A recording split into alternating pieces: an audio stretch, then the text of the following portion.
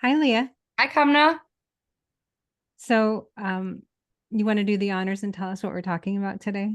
I would love to because, well, let me just start by what our intention is to talk about magnesium. Where we go from there is really anybody's guess because I feel like I already have questions and we didn't even start. So, but today we are talking to Dr. Barb Woegerer. She is a licensed naturopathic doctor, which before I keep going with the introduction, there's a question right there. So pin that for me, Kamna. Okay. Okay. She's a licensed naturopathic doctor practicing in Vaughan, Canada. And gosh, there's so much we could say about her. I'm very excited, but she spends a great deal of time educating individuals on the importance of magnesium and why we all need to add this mineral to our toolbox. And we are big on toolboxes. We've had a whole episode on Mm-hmm. what's in your toolbox. So this might be something we add to it. So, Dr. Barb, welcome. Thank you so much for having me. And I am just as excited as you to talk about our very favorite mineral, magnesium. Well, Okay. thank you so much for being here. First of all, tell us a little bit about what you do and the type of patient you see and what is a naturopathist. Yeah. That's the right word. So Yeah, a naturopathic doctor is so you have to have a university degree, and then it's another 4 years plus 1 year internship. So we basically learn all the pathophysiology, the medical conditions, and then we learn the complementary or alternative health things that we can do for those conditions. And so it is a doctorate, so it's a fairly intense program. And once you are done and you write all your board exams, you then get to practice as a naturopathic doctor. So we're very well versed in medical background as well as evidence-based scientific stuff, and of course all your complementary health How things that are long, available. how Yeah. long is a naturopathy program? It's 4 years, and Oh, then wow. there's 1 year of internship. So, yeah, and that's in addition to a 4 year university degree. So you're looking at Oh, eight to wow. 9 years to be licensed. Yeah, Wow. yeah, Wow. So you know your yeah, stuff. Yeah. yeah. It's not a small program. So what um, exactly does naturopathic mean? It just means that we deal like with root cause issues, right? So we're basically trained as doctor as teachers. So we're supposed to teach our patients, and then we want to look at what's going on from a root cause perspective. Medicine in itself is great at putting a band-aid on something. So Mhm. if you go in and you say, I have XYZ, they are going to give you something to kind of, mitigate XYZ, but they rarely ever kind of go further and look at, okay, what could be causing XYZ? And so that's where a naturopathic doctor comes in. So we look at kind of like, where is this stemming from? What do we need to do? And then apply the proper treatment. So Okay. who would go to see a naturopathic doctor? Here in Canada, like I don't know how it is. I know it's a bit different in the States, but in Canada, we have a public health um, funded. That's how we don't have to pay for health insurance. It's part of our taxes, but people can go to a doctor at any time and be looked at. So the people that I see are either people who want to improve their health, get off the band-aid kind of Mm. medications they're on, people who have been given no other alternatives from the conventional medicine, you know, train kind of thing. So those are the types of people that come. So a lot of the times it's adjunctive to the regular medical practitioner. Oh, okay. And sometimes it's because they have no other avenues. And sometimes it's just because they want to improve their health and they want to, do something to support health or, improve a certain disease or whatever condition they might have. Okay. How did you get interested in magnesium?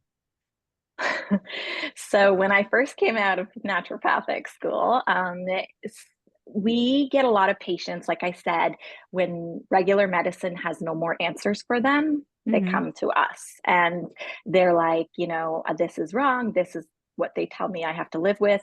And when we first got out of school, you know, you kind of got a lot of those types of people because you're obviously trying to find your niche or whatever, or population that you want to work with. And I had some really intense, tough cases. And I was like, okay. And I would go to the research, and every single time I went to the research, magnesium came up. And it wasn't even that we learned about this mineral very much in school, which is surprising. But it would come up. And then, I mean, these people had no other options. And so I would do my own N of one study and send them home with, you know, a dose. And almost every single time they came back and they were like, I don't know what you just gave me, but it worked so good. And I'm doing so much better. And I have this and I have that. And then we kind of moved and progressed further from that. And as that was happening, I was kind of just keeping track of things that I'd come across on the research. And then for about a year, I was like, I have a list yay long of just, you know, all the different things that this mineral did. And that's when I really started to hone in and like get myself educated and really research this mineral. And I couldn't believe like why it's not talked about. Like, I mean, we talk about a lot of other vitamins and minerals, and nobody really was talking about this. And I remember I started on Instagram like 4 or 5 years ago. And honestly, I rarely saw the magnesium posts. And I would like go look up the hashtag magnesium, and there was like 300 posts. Now, if you look, it's so much more condensed. And I find more people are starting to talk about it. But there's 120,000 research papers on magnesium, and they're still Wow. doing research as we speak. So it's still a very involved mineral. Wow. Okay, dumb question. Is it Yes. naturally occurring? Magnesium, Yeah. we don't produce it in the body. Okay, but so the it earth is does somewhere? well, yeah.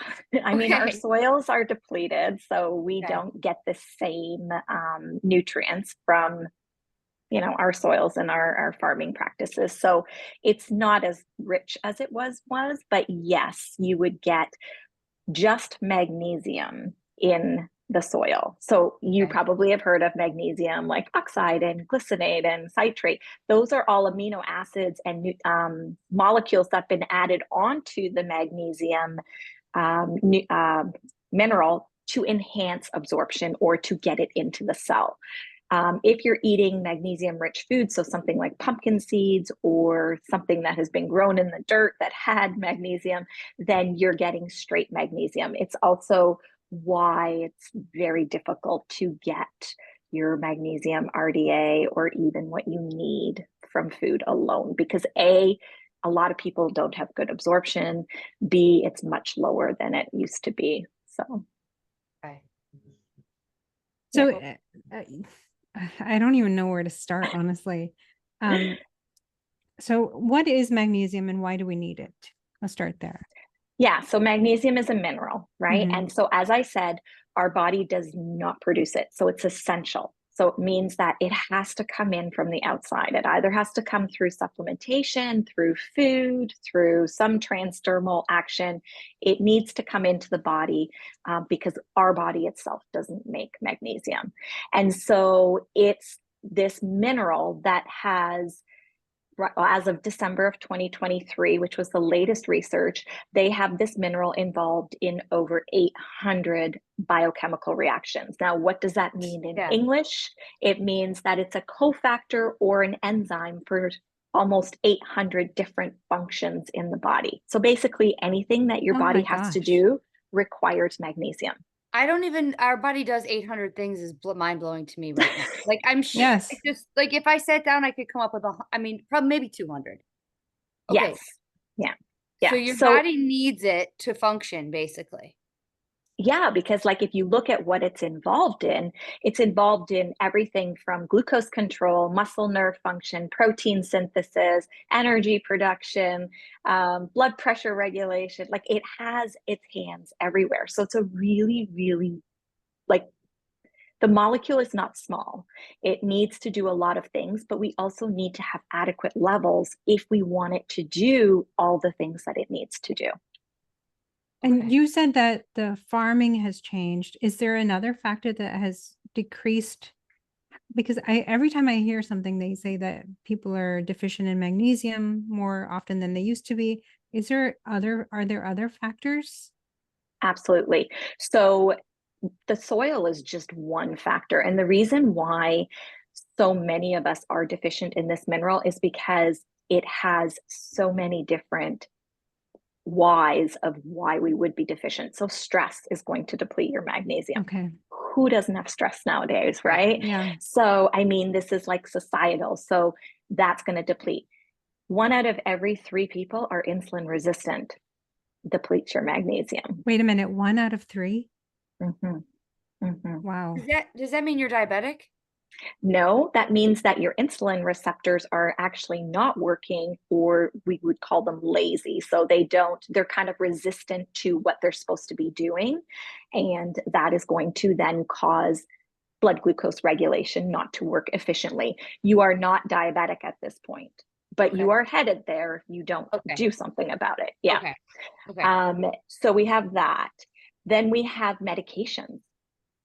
Like over 60% of the population is on some form of medication. And when you look at the medications that like deplete magnesium, it's the PPIs, it's the statins, it's the birth control pill, like antibiotics. These are very common medications that are prescribed on a very regular basis. I'm That's sorry, going to but what deplete. is a PPI? A Proton. proton pump inhibitor. Yeah. So they And use that, that for reflux. okay, wait, I want to ask you about this. Yes. Mhm. So a lot of people are on these medications like the uh, Protonics or Proton Previs, pump. Yeah. yeah, like a lot of those Pepsid, Yes. um, Yeah. Privosec, Yes. Thank you. Nexium, and a lot of people are taking them for longer than the 6 weeks, which I think is the intended use that it was supposed to have had. What does that mean in terms of, I guess, magnesium absorption, but also other mineral and nutrient absorption in the body? Yeah, because, well, we have to look at what proton pump inhibitors do. They lower stomach acid. Okay. And unfortunately, if you're looking at reflux or GERD, which is gastroesophageal reflux, the problem isn't that they have high stomach acid. The problem is they have low stomach acid. And then the PPI comes in, or the proton pump inhibitor comes in and lowers that stomach acid even more. So when we don't have enough stomach acid, it's very hard for us to absorb our nutrients. And it's not, magnesium needs a little bit of stomach acid. If the stomach acid is low, we're not going to have absorption, and that's going to fall with other vitamins and minerals as well.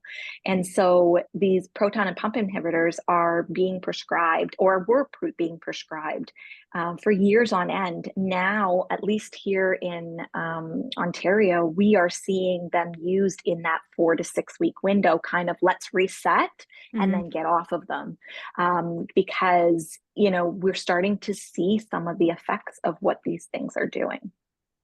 Do you have patients that come in with like a prolonged use of these PPIs?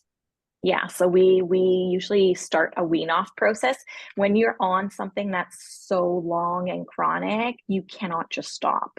If you stop, you'll have severe rebound and you're going to be in a worse situation. So it's always really, really important that you have a proper wean down schedule. You're working with somebody who can actually wean you off of this safely without actually getting that rebound, because the rebound can sometimes be worse than the actual issue was. This may not be an appropriate question for you, but I want to ask it anyway. Why is it that the medical community is big on just keep taking it? If it's helping you, just take it. Don't, Yeah. there's no harm. Why do they keep saying things like that? Because traditionally, and if you look at the research and you see a gastroenterologist, there isn't a lot of scientific evidence unless it's like you already have underlying factors. So they're like, okay, it's fine, right? Like they're not in a preventative kind of mode. They are Okay. in a, we want to give you this fix and you're going to take it and you're going to feel better and you'll be fine. right? So they're not looking down the road, they're not looking preventatively. And that's not just with proton pump inhibitors, that's Right. everything, Mhm. right? So, I mean, do you think a doctor is going to call you in and say, well, let's try to get you off your statin? It's not going to happen, right? That's Right. not, once you kind of go on this medication, these are lifelong medications, unless you have somebody that you can work with that can, wean you off of something. And I have worked with patients and we've taken them off statins, we've taken them off high blood pressure medications, but you can't just do this on your own. Like, there are, consequences to these rebounds, especially if you've been on it for a long time. Yeah. Wow. So the statin is for cholesterol lowering, is that correct? Yes. And so Yeah. you're saying that people should try to, with the help of a doctor or a naturopathist, to try to get off of these medications. Well, yeah, because what happens, like, especially if you go and see a functional medicine doctor or a naturopath, I don't know what nutritionists, what their regulations are in the US. Here, they're not regulated, but they sometimes will also help individuals improve why they're on that medication, right? So, again, here's root cause medicine. So, is your blood pressure because your insulin is out of check? Is your cholesterol so high because your blood sugar is like in the tank and your liver is just pumping out, triglycerides or cholesterol? Like, you really have to look at what the root is caused, like what the issue causing that cholesterol or that high blood pressure or the acid reflux, right? So if we have low stomach acid, what is that telling us? That means that we've obviously suppressed it. You can suppress it in many ways. Stress is one of them. So there's going to be a whole body approach that's going to be taken to fix these things, or at least start to work from that root cause perspective, and then you can move forward, which is also another reason why you never want to come off these things if you're on long-term medications until you have addressed the issue. Because if you just stop it, it's not going to, A, you're going to have Right. rebound, B, it hasn't solved any problems because you'll likely be, still having blood pressure that's, higher than normal, or cholesterol levels that are higher than what we would like to see them. I'm sorry for the detour. I just was I know. fascinated with that. So, So so what you're saying is like some of these medications that we're taking actually don't allow the magnesium to absorb into the body? Well, they compete, right? Okay, what does that mean?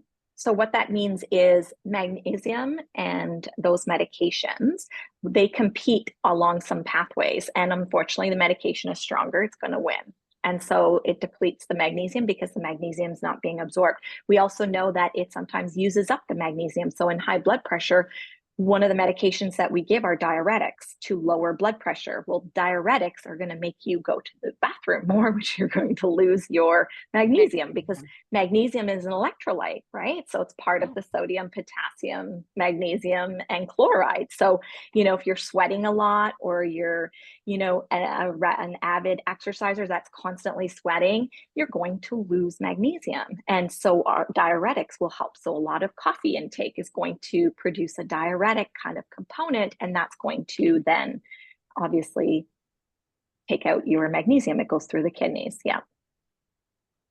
Wow. Mm-hmm. So Okay. when you look at people on medications, and then of course the last thing is certain medical conditions. So, I mean, we have gastrointestinal disorders, we have kidney disease, we have, people that can't absorb their nutrients, like inflammatory bowel diseases. These people will all have trouble, A, absorbing, or even B, having enough magnesium in the system. So it's I not was just the food we eat. Yeah. Right.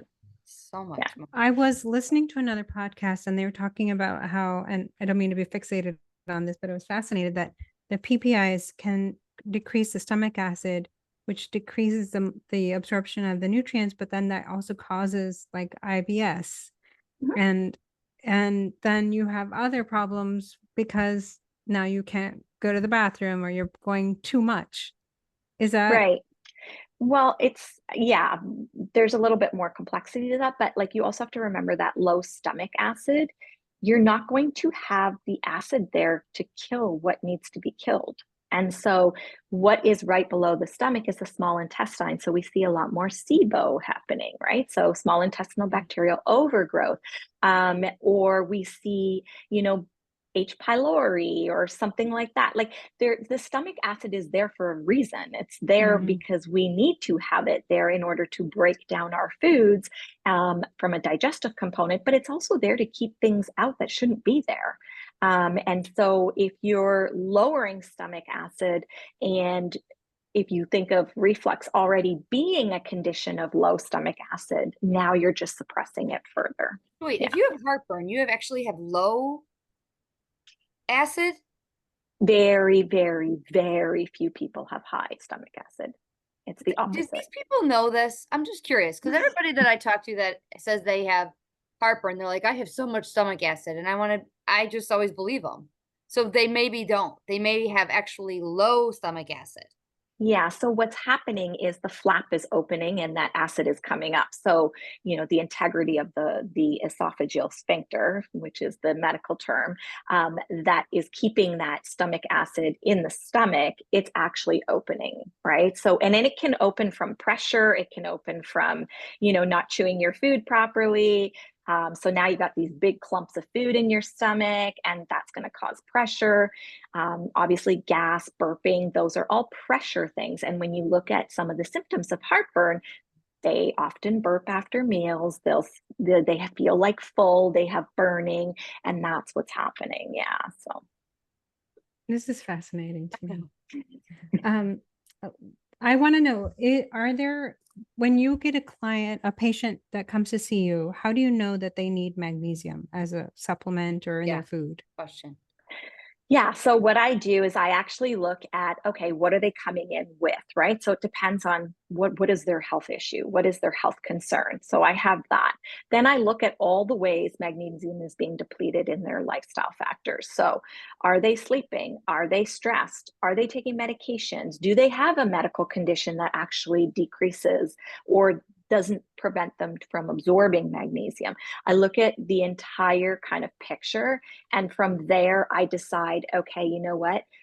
Because symptoms can tell us a lot too, right? And so usually they're coming in with symptoms. They're telling you what's wrong with them. So I take all of that, and then from there I assess how much they need, what type of magnesium they need, and how often are we dosing. So yeah, it's a full picture. Like it's not just, I don't just randomly throw magnesium at people. Sure. You did mention sleep. So if you have bad sleep quality, does that mean your magnesium is low?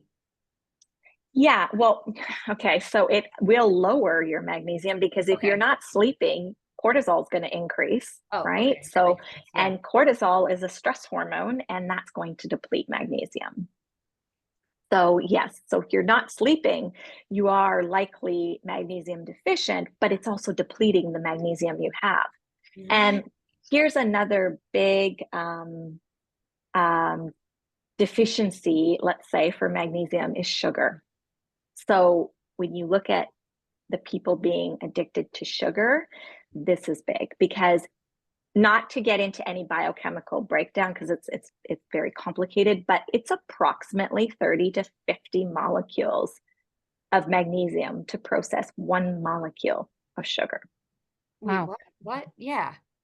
So if you're a sugar addict, you're blowing through magnesium all on your own, just on that end of it, right? And so you really there's so many ways, and it's because this mineral is involved in so many different things. Right. And so this is why we have to, pay attention, and it's why people need to be educated. It's not just a mineral. Magnesium, when I came out of school, it was great for sleep and stress. Done. Like that was it. And that's what a lot of people talk about with this mineral, is sleep and stress. But it does so much more. Pardon? Does it lower your stress? Yes, because it'll actually, so in the brain, like anxiety and stress. So a lot of the neurotransmitters that are excitatory are actually on when we have stress and anxiety. So magnesium is going to come in and attach itself to the GABA receptors, which are inhibitory. So they turn down things. And so it helps with stress. So just as much as magnesium will decrease when you're stressed, if you have enough magnesium in the system, it's going to actually help with the physical symptoms of stress. Like, I think my whole family needs to go on this. I might need to leave for this second and go to the store because yeah. So, What and is same with sleep, right? Sleep Yeah. works exactly the same way. You're going to deplete it if you're not sleeping, but if you don't have enough magnesium, then we know that, you need some in order to help with sleep, because again, it's going to touch on those GABA receptors and calm things down. Are there some people who cannot take a magnesium supplement? Magnesium is fairly safe, although anybody with kidney issues, so any type of kidney disease, any type of kidney problems, because this is how it's excreted, they have to be more does that monitored. include kidney stones? Like somebody who gets kidney stones? No, that's not a kidney disease. Okay. That's actually usually a magnesium deficiency problem, right? So what's happened Oh, is magnesium and calcium. So a lot of people will take calcium and not think about magnesium. And in order for calcium to actually be broken down, you need magnesium. So if you don't have enough magnesium, then you're going to be, and vitamin D in that mix too, you're going to be more prone to stones and spurs and atherosclerotic plaques, right? The calcifications in the plaques of the coronary arteries. So that is all part of an actual issue that's going on. That's not actually kidney disease. So yes, anybody with some type of kidney function, kidney disease is not, you need to, it's not that you can't have it, you just need to be monitored because it's excreted through the kidneys. So Okay. you have to be a little bit more careful. is there a particular supplement that you would recommend? Or would you recommend they go see a doctor first? I mean, just to take magnesium, like to, let's say, the recommended dietary allowance amount, I think there's several different forms, obviously. Bisglycinate or glycinate, same thing. It's a nice all-around form of magnesium and is usually a good form to start on. The recommended dietary allowance amount for magnesium for an adult is 310 to 420 milligrams per day. So, I mean, you could start on that. That is the RDA. But it's, if you feel like you need more, or you're more concerned with like some other things that are going on, and then it's best to get somebody to figure out what's actually good for you. Because that's ultimately, what the important thing is. I have patients that come in and go, oh, I already tried magnesium, it doesn't work. I'm like, okay, so what did we do? And they're like, oh, I took 200 milligrams and did absolutely nothing. And I'm like, okay, that might have been because you didn't take enough, or maybe you didn't dose it properly, or maybe you had the wrong form. And so there is some things that you do have to, have in place in order for it to work the way we want it to work. I know when people suffer from constipation in particular, they sometimes are advised to take magnesium. Is there a particular one that you would recommend for constipated people? Yes. So I have kind of two groups. So I have very constipated people who really have very much of a difficult time going to the bathroom. So they might be only going to the bathroom 2 times a week. And then I have my regular constipated people who maybe miss a day or go to the bathroom every other day. So if I'm got a very constipated individual who just cannot move bowels and goes 2-3 days without bowel movements, I will go with magnesium oxide. Now, magnesium oxide is not absorbable, so it's not a form of magnesium that you want to use for anything that you want to have magnesium coming into your body.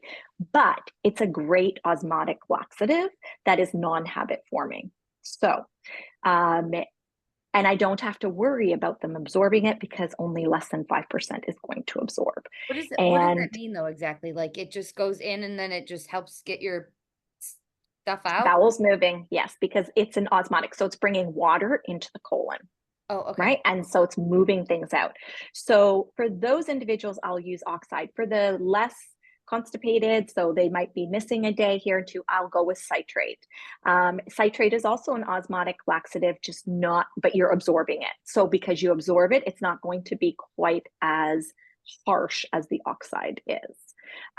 So with oxide, I often warn patients they might get cramping, they might get, a little bit of stomach discomfort, but it does the job when, there's a lot of stuff stuck in And there. you would just say take the recommended on the bottle to start with? No, Oh. it'll depend on basically Oh. how constipated they are, Oh. and what kind of symptoms they have as to how much I give them. Sometimes I have gone, up to, 1,500, 2,000 milligrams. But again, it's very, like we do it in a very safe manner, and the individual is going to experience, like I said, some cramping and maybe some stomach discomfort, but it does do the trick. But if I don't need to go that aggressively, then I'll go with a citrate, which we use at night. And usually that will work, and that softens the stool for the individual. It also brings water into the bowel, and it just, but you're going to absorb citrate, so it's not going to be quite as harsh as the oxide. And so it's a little more gentler approach. If someone is like a little depleted, and I don't know how you would test for this, but are there foods you would recommend or nutrition things they could do? Yeah, it's really hard to test magnesium.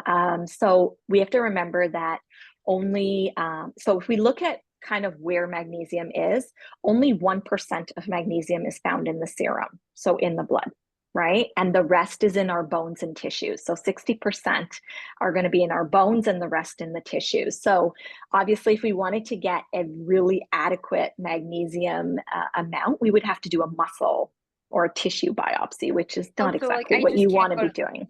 So I just can't go to the doctor and say, check my magnesium. No, and they do check your magnesium. So they check magnesium serum, which, because it's an electrolyte, right? But your body is very good at holding those electrolytes in a really quite tight fashion. So it's very rare that that number is ever out. Now, there is one other test that you can do that I will sometimes use. It's called red blood cell magnesium. It's a more expensive test, and it's a little bit more accurate, but still not 100%. And I usually get them to be at the very top end of the range of whatever the lab is using. And so I'll do that. But oftentimes I'll go by symptoms. I'll go by what's depleting. I'll go by, what they're coming in for. Because you're going to get a lot of the answers in that manner. Sometimes hair samples can be good to see how much magnesium. We can do those as well. But yeah, it's really hard to test magnesium. So it's not something that we can just adequately say, oh, you have enough. Worst case scenario, if they have too much magnesium, they're going to have loose bowels. Oh, okay. Are there foods that you would recommend that the average person eat to up their magnesium? Yeah, so most of the magnesium-rich foods are plant foods, right? Their salmon does have a little bit more magnesium than like any other types of animal protein, but mostly leafy greens, pumpkin seeds, avocado, some of the legumes, if you can handle legumes. Those are the types of foods that are going to have a good amount of magnesium in them. It's still going to be tough to get what you need. I mean, you would need to be eating these foods continuously all day long. Oh. Yeah, because remember, we deplete magnesium quite quickly. So if you're going to have your pumpkin seeds and your leafy greens, and then you're going to go and have, I don't know, a donut. Right. Right? Like we got to look at it that way. This is how I envision it. I'm eating my lunch at work, and then it's pumpkin seasons, leafy greens, and then I go talk to my boss. Boom. Like, you know what I mean? Like, there you go. Right. Now I need more pumpkin seeds, Yeah. Yeah. So it can be hard.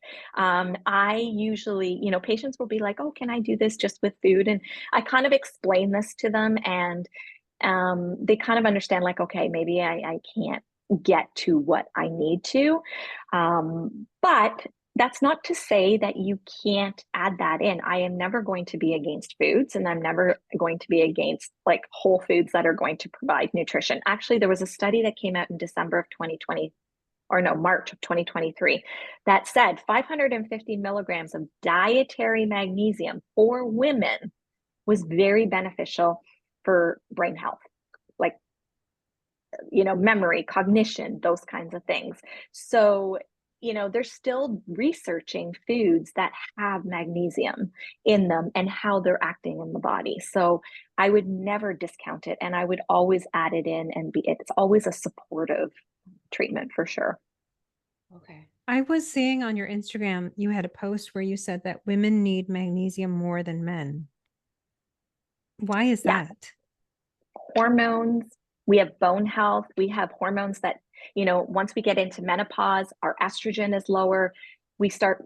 With lower estrogen, we have higher incidence of cardiovascular disease, higher incidence of decreased bone mass, so osteoporotic stuff happening. These things are not happening to men in the same capacity.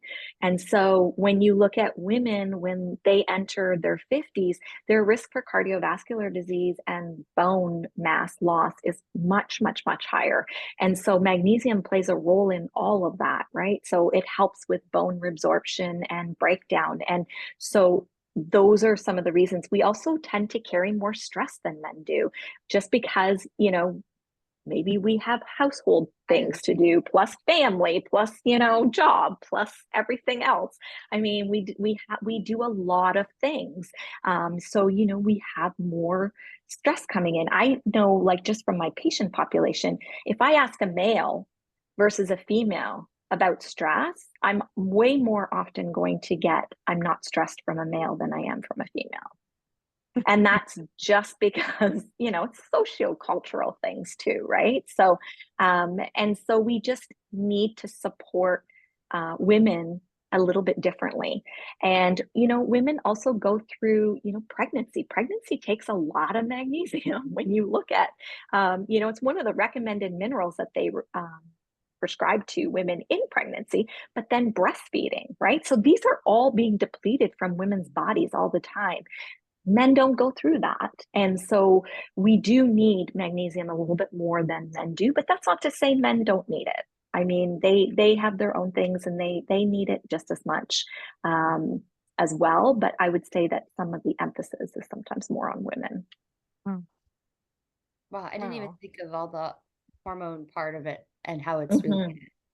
Mm-hmm. Okay, Yeah. so I want to get your approval for something, and this is going to sound a little childish, but okay, so I diagnosed myself as magnesium deficient, and I started taking a supplement to help with bowels. But the things you were talking about, the IBS and the PPIs, and that's all me. And how do I know that I'm doing the right thing, or how does any person know that they're doing the right thing?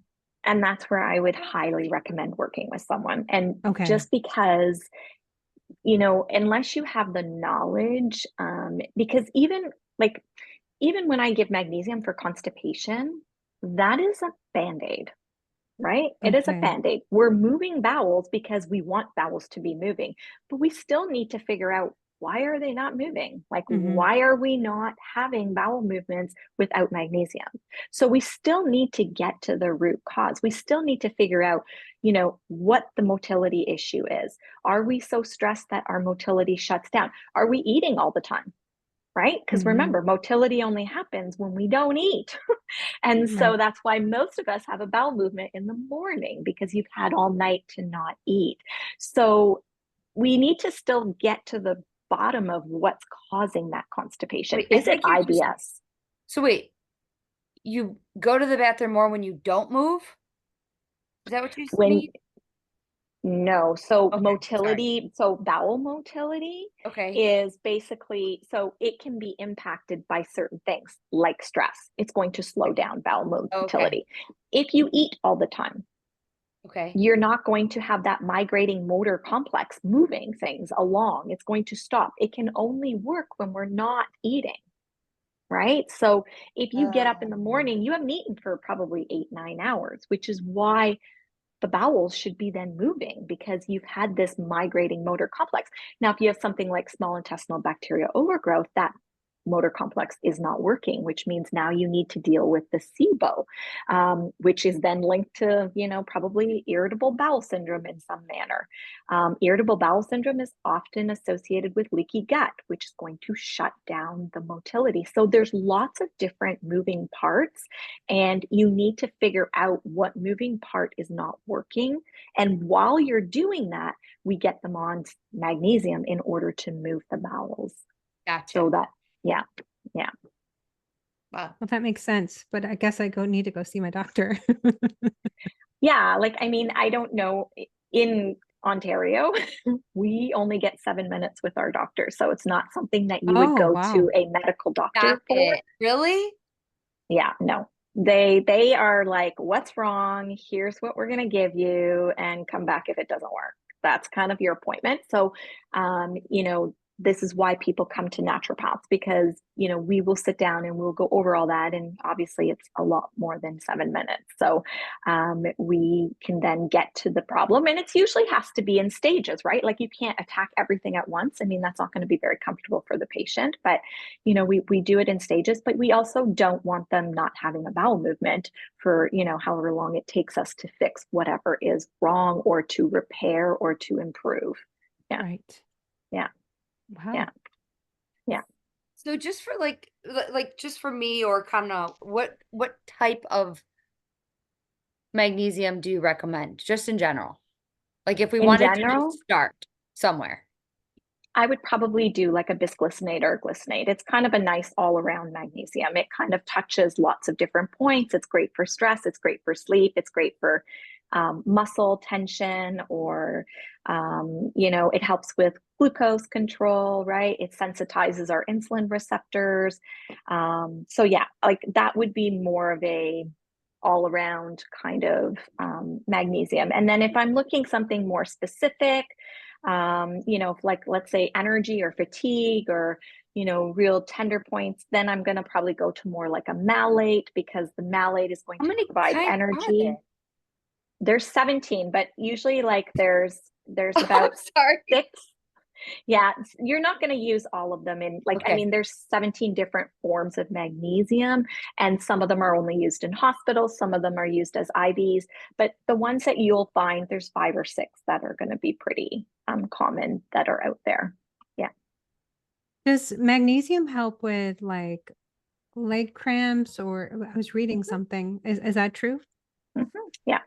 Usually, there's a little saying that's if anything's irritable, stiff, tight, or tense, you're magnesium deficient. Oh, really? So, yeah, because magnesium is going to relax, right? So calcium usually contracts and magnesium relax.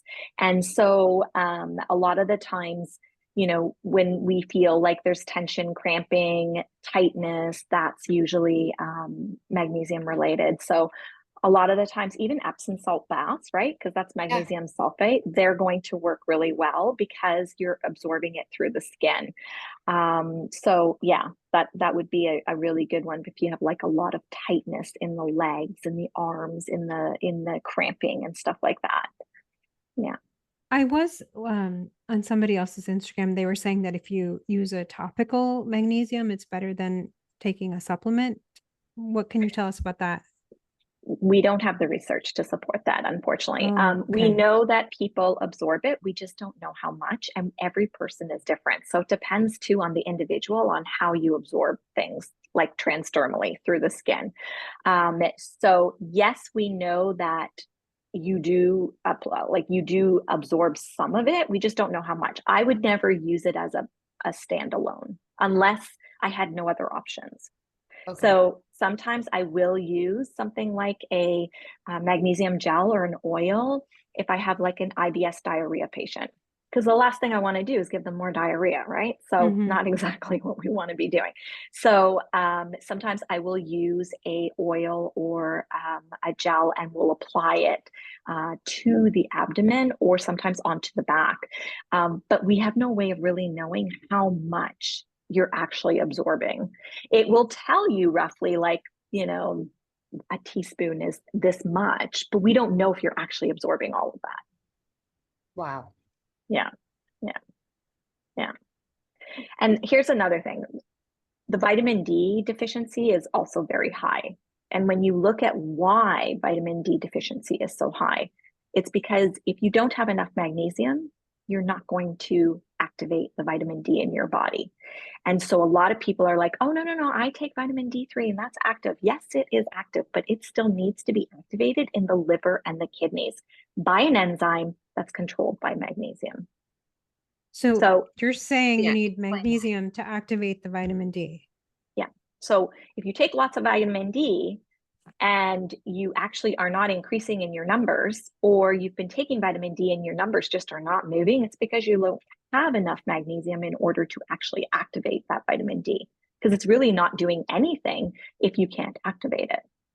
So you We could take a only get the vitamin D supplement and not really get any benefit from it if you don't have enough magnesium. Yeah. And so I've had patients who come in and they're low on vitamin D, but they've been taking, 3,000 IUs of vitamin D daily, and they're still not moving numbers. And so that gives us usually an indication that, okay, maybe we need to up the magnesium intake at this point. So would you say that magnesium and vitamin D deficiency go hand in hand, or is that not true always? It's surprising that most of the population is vitamin D and magnesium deficient. So there's a correlation. We just don't know if the association is like 100%, but we can say that, without enough sufficient magnesium, your vitamin D isn't doing what it's supposed to be doing. So if you can't activate your vitamin D, then you're not getting the bone health benefits. You're not getting the immune system benefits. You're not getting the overall wellness benefits, right? So you really need to make sure that, you've got enough magnesium around to actually get this vitamin to do what it needs to do. Are there medications or supplements that are contraindicated with magnesium? So like I think I read that you should take magnesium at night and maybe Oh, is that true? vitamin C in the morning or something. Because I don't know. You can tell us better. Yeah, no, you can take magnesium throughout the day, although it Okay. does interact with medication. So again, another reason, if you are taking medications, you don't want to blindly take magnesium. For instance, it competes with the thyroid medication. So you need to be taking it Okay. 4 hours away from, thyroid medication. It does sometimes interact with some of the antidepressants and the sleeping medication. So again, we have to make sure that we're not taking them at too close at times, because it can increase the grogginess, it can increase drowsiness. And so, yes, so if you're taking a medication with any supplement, you should just make sure that that isn't interacting or isn't, getting your medication not to work. So that's what happens in the thyroid medication. It actually downregulates it and it doesn't work as well. So that's not what we want. But you can take magnesium throughout the day. Sometimes we'll dose it 3 times a day. Sometimes we'll dose it at night. Sometimes we'll dose it in the morning. It really depends on what the issue is at hand. Yeah.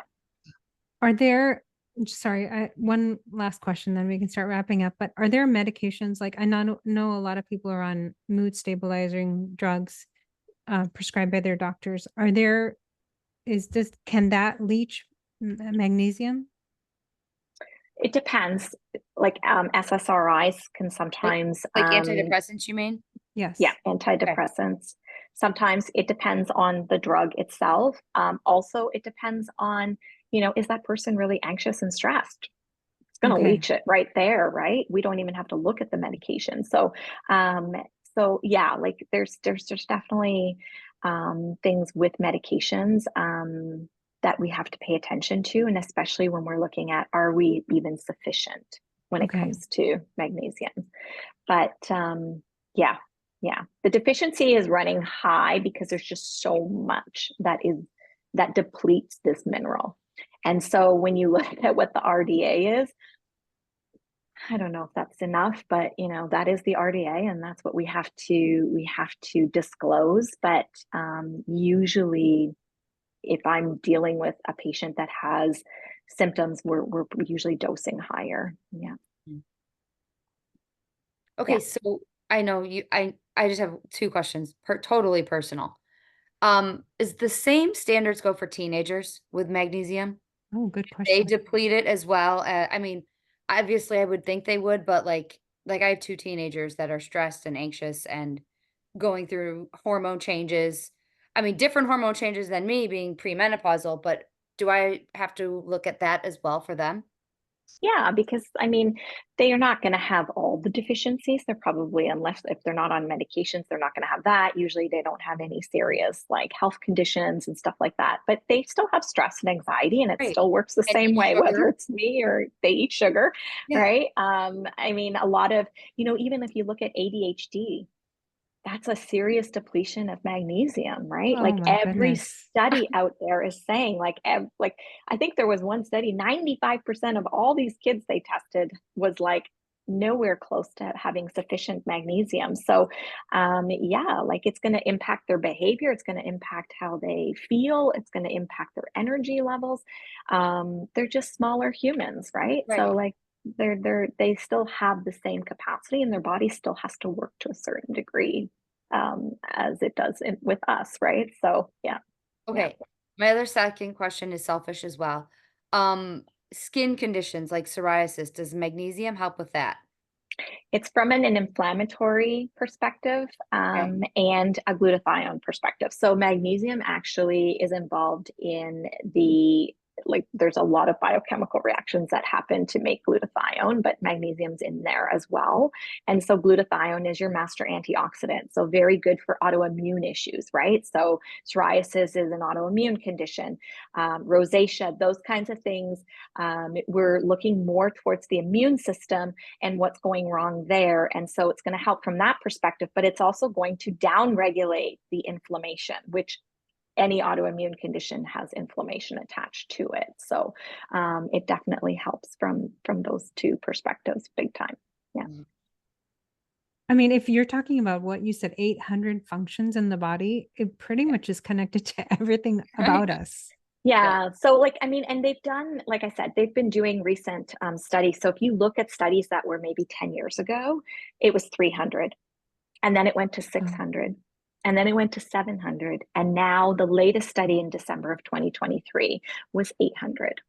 So as they're researching more things and as they're like now there's a lot of research going on in brain health and magnesium. And so, just how the neurotransmitters work and how the inflammation in the brain works and having neurological issues and mood issues and stuff like that. So there's a lot of research coming out in that department right now. So this is where they're finding even more things that magnesium is doing. so Yeah. I don't mean to start a whole new topic, but I just want to ask you really quick. So you're saying that magnesium can potentially be involved in long-term brain health? Are you Mhm. talking about like Alzheimer's and dementia? Or are you talking about something different? Nope. So there's a pretty recent study for magnesium L-threonate. So L-threonate is a special form of magnesium that actually crosses the blood-brain barrier, and so it affects the brain magnesium levels. And so they did a study and they did it on cognitive decline patients. So these patients were all cognitively declining from where they were. And they found that 12 weeks of supplementation with magnesium L-threonate improved their brain age years by 9 years. Oh my Not gosh. 1 year, like you're 9 years. 9 years. Yeah. Yeah. So there's a lot of stuff coming out, like even in traumatic brain injuries, and like L-threonate is able to get into it's allowed to surpass the blood-brain barrier, and so it can do its job in there. But there's a lot more research coming out in those like neurological, mood, brain injuries, migraines, all those kinds of things. So yeah, it's really fascinating. Wow. Mhm. Told you we had a lot of questions. I know, and I actually have one. I know. I'm sorry. One more. I swear. Is magnesium in any fruit? Avocado. Okay. It is a fruit. It's not so much in fruits as it is in like plants, right? Okay. So like Right. your greens, Okay. right? So yeah, seeds, nuts. It's in almonds. It's in walnuts.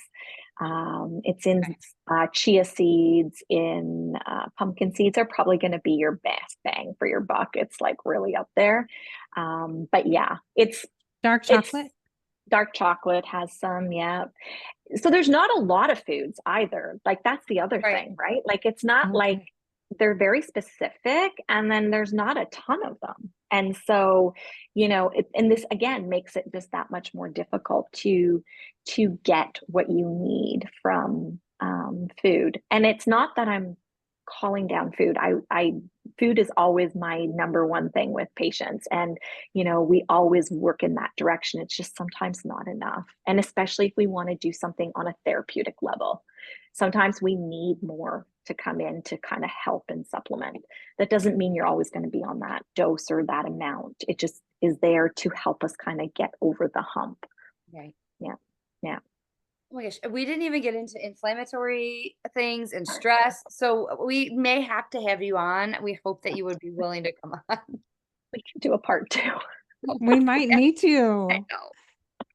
Yeah, I know. And it's, what, I could talk for hours on this mineral. And, I've gone through a lot of the research, a lot. Maybe not all 120,000, but a good portion of it. And so I use it in practice and I use it in many different areas. And I've written a couple of ebooks on it just to help Oh, people out so I have an ebook on just the different forms of magnesium. And then I have like a more general, like what it does kind of thing. what So are your yeah. ebooks I was called? going to So say, people does can look he them have up. a Pamna, so you can send me. Yeah, the magic mineral magnesium Okay. is the general kind of book, and the other one's called the Magnesium Handbook, and that one has it just goes through all the different forms of magnesiums, the ones you want to avoid, the ones you want to take, and what for. Yeah, And And what where can, is, I was going to say, what sorry. is your Instagram page so that everybody can that's follow exactly you? what I was going to say. Yeah. So they're available on my Instagram page under the links, and it's at Dr. Barb Woegerer. So it's BARBWOEGERER, and it's just DR in front of that. I'm going to This was really enlightening to me. thank you so much for your time. I know we kept you longer than we said, but No worries. We could probably talk for I another love it. hour about yeah, this. right. Yeah, you can get carried away. Yeah. Yes, we tried to touch on like the main components. And I think just understanding, the deficiencies and what causes the deficiencies is a big step, because if you can minimize some of those deficiencies, it's going to be in your favor. Because if you're supplementing and depleting them at the same time, like where are we going? It's like Right. putting your Mm, foot on the gas and the brake at the same time, right? Yeah. So yeah, that's a yeah, really good analogy. yeah. Yeah. So, and that's why I look at the deficiencies. It's a big part of when I supplement or when I pick what the dose is going to be. I have to look at how many of these factors are part of this picture. Yeah. Yeah. Cool. So Do you interesting. have a website people can find you? I just have, yeah, like it's just my regular naturopathic website. It's just under my name, barbwoegerer.com. Yeah. Okay, perfect. Yeah. Thank you so much. And we Barb. hope to get you back for a part two because we still Yes. have more questions. Yes, definitely. Thank you so much for having me. And I always love talking about it. So no problem. Thank you so much. All right. Take care. Bye.